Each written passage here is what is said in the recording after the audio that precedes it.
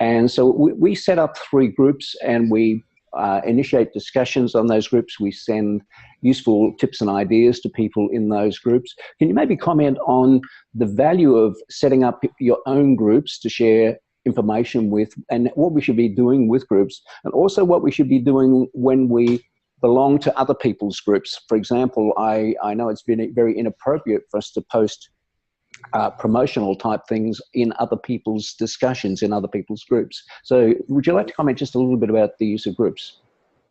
Absolutely. So I wouldn't recommend that it's something that you delve into without thinking it through. As you know, Wayne, from managing your own groups, it is quite a big commitment.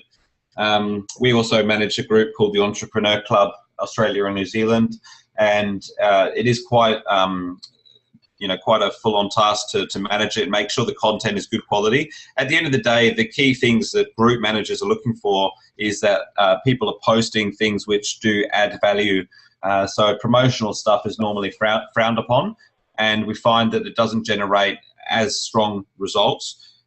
If you are commenting on groups and it's not your own group, and you are actually participating in discussions, we find that that can be an extremely good way to get your brand in front of your target audience. So I would suggest, if you are posting, to post something of interest that adds value, rather than looking for something which has a call to action at the end of it. And then also, commenting on other people's discussions. If somebody comments on your post, then by all means make sure you reply and keep the conversation flowing, because what we find is, when you have more engagement and more comments and more likes on your post, it actually moves towards the top of the group's posts, and which means you start to get this snowball effect, and it can actually go into a situation of becoming viral.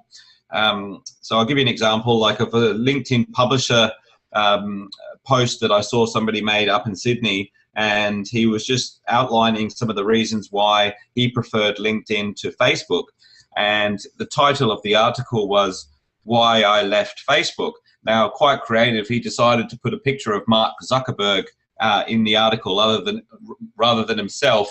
And when you tie the photograph of Mark Zuckerberg to the "Why I Left Facebook" title, it gave the impression that perhaps Mark Zuckerberg had handed in his resignation and he'd left Facebook, which obviously is quite a hot news topic. So he went from getting a few views on his profile a day to literally getting about 150,000 people view this article within a space of 7 days. Wow.